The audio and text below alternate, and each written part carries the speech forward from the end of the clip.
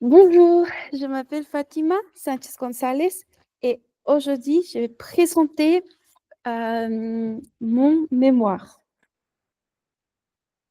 Je vais partager l'écran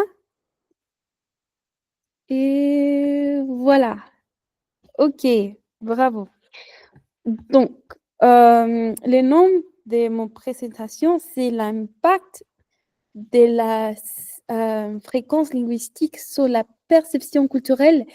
Et on va utiliser la France comme un exemple, voilà, la construction de l'identité, de la perception à travers le son. Ok, donc avant de commencer, les choses qui m'ont inspiré à moi à, choisir ces sujets, c'est parce que moi, je viens de deux cultures. Je suis mexicaine-américaine, bien sûr, j'aime les deux.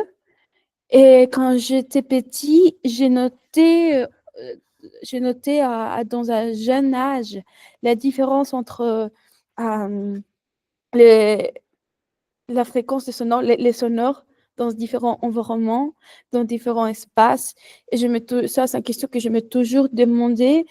Et c'est pas seulement moi, j'ai noté aussi des adultes qui avaient des conversations de ça. Et je dis, ah, ok.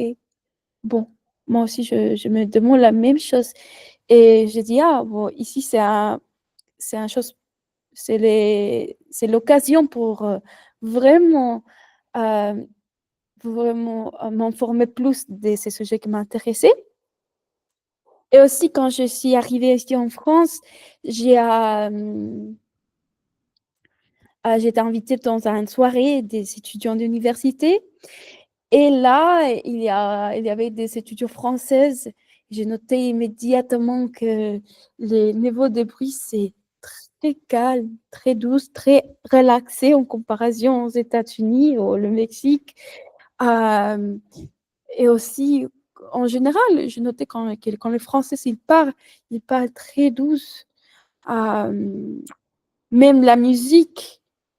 La musique, par exemple, dans la soirée, il y avait des chansons classiques très connues comme Céline Dion, des chansons de Tel, qui sont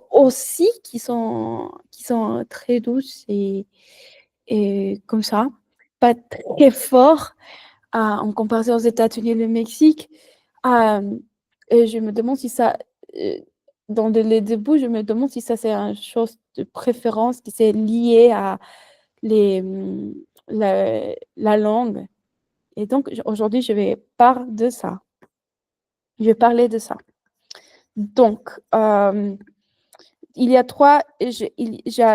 ici, je vais commencer avec trois études que j'ai lues. Le premier, c'est dans les 2001 qui montre que la fréquence dominante d'une langue plus aiguë au plus grave influence la façon dont une culture est perçue. Par exemple, une langue avec des sons plus aigus peut être vue comme plus vive ou expressive. Par exemple, dans la langue française, c'est, comme je dis, c'est bas, c'est douce. Dans les autres cultures, ça pourrait être perçu comme euh, élégant, non? Et aussi, dans l'autre étude, dans le 2011, ils comparent trois langues, qui c'est l'anglais, l'espagnol et le français, et chaque langue a sa propre signature de fréquence. Cela peut avoir un effet sur l'apprentissage et sur la manière dont on reconnaît une langue étrangère. 2016 expliquait que l'usage d'une langue dépend aussi des normes sociales. La fréquence et le ton dont les paroles ne sont pas seulement liées à la langue, mais aussi aux règles sociales. Par exemple, dans la bibliothèque, je vois quand j'étais aux États-Unis, dans la bibliothèque à Pacifique, je notais qu'il y a un peu plus de bruit, que la personne parle un peu plus fort. Et ici en France, c'est le contraire. En comparaison à nous, je vois qu'il y a plus, il y a moins de bruit. Et ça c'est intéressant, hein. Et oui, ici, dans certains cultures, parler avec un ton plus calme et montre de respect aussi. Donc, c'est ça la raison pour laquelle je dis que c'est aussi culturel. Pourquoi? Parce que c'est pas seulement les sonores, il y a aussi il y a une significance, que c'est le respect, c'est une façon de montrer de respect. La fréquence sonore. Ah, euh, par exemple,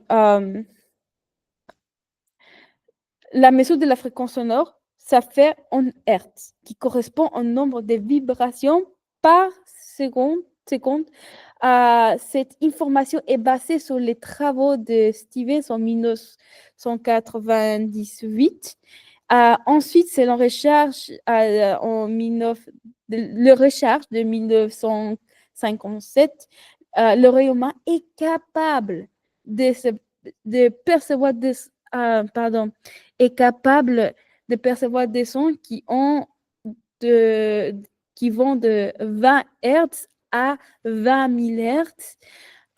Enfin, il est important de noter que la perception des niveaux sonores varie aussi selon les cultures.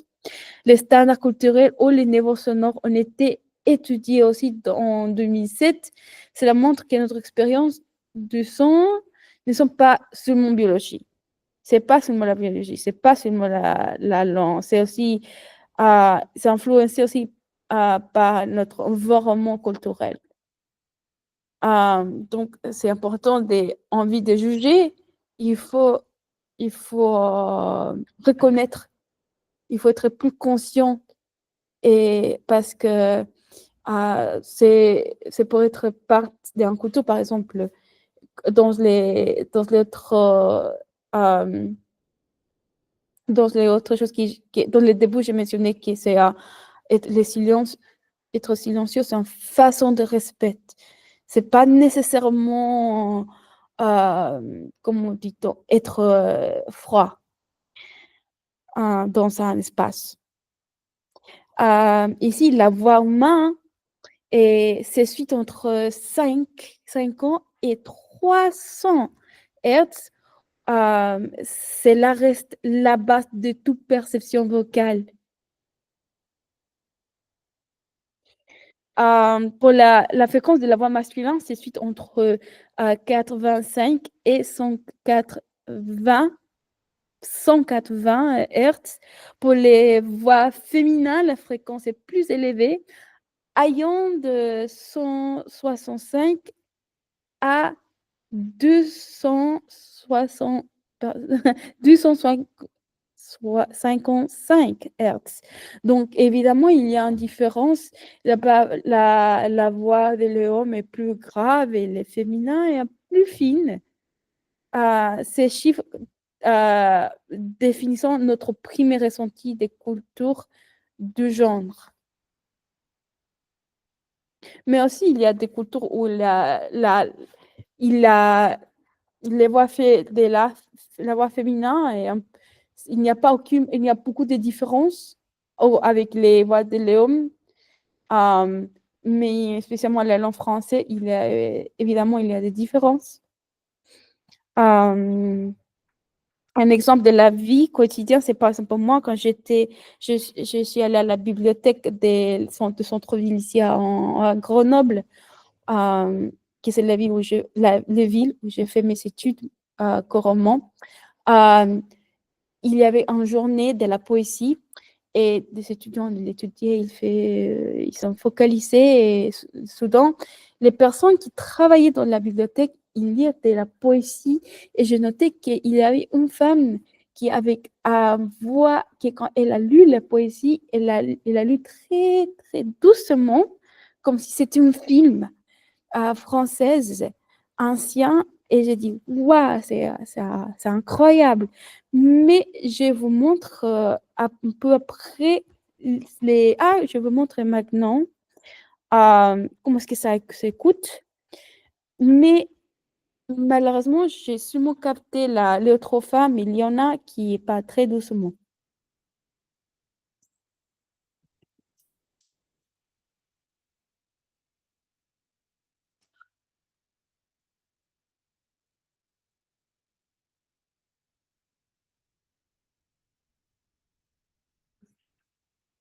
OK. Donc, on va continuer. Heu, nous allons nous allons aussi explorer la fréquence sonore de l'acquisition des langues. La perception des fréquences a joué un rôle important dans l'apprentissage des langues et pour les langues étrangères. Ces recherches ont des applications pratiques, notamment en la orthophonie et dans le domaine de la interculturalité. Cela permet de mieux aider les personnes dans un développement de la parole selon leur culture et leur langue.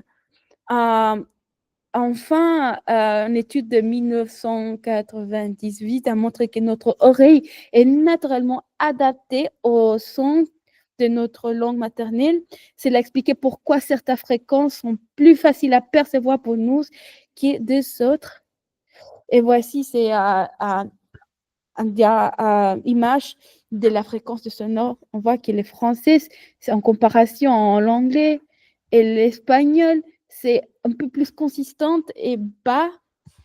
Euh, Par exemple, en France, dans l'année 2004, la France a mis en place des règles pour limiter les bruits, en particulier dans les lieux publics et les espaces résidentiels. Cela a été protéger les qualités de la vie des citoyens qui montrent vraiment comment voici, c'est un aspect culturel qu'il a apprécié les silences parce que c'est aussi à façon de respect.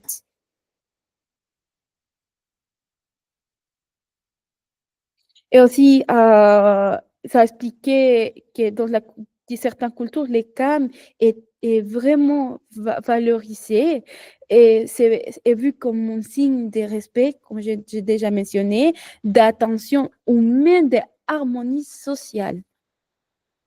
La différence accent est le VOT. C'est quoi le VOT? VOT, ça veut dire Voice Answer Time. Euh, et le VOT est différent d'une langue à une autre. Le VOT d'une langue est différent à l'autre. Cela veut dire que le moment où l'air commence après l'arrêt des cordes vocales n'est pas le même selon les langues. Et ensuite, on montre que les VOT influencent la façon dont on perçoit l'intensité d'une langue. Par exemple, un VOT inhabituel, rarement entendu, mais qui n'est pas utilisé pour identifier un pays ou une langue, peut faire penser qu'une personne parlait avec un accent étranger.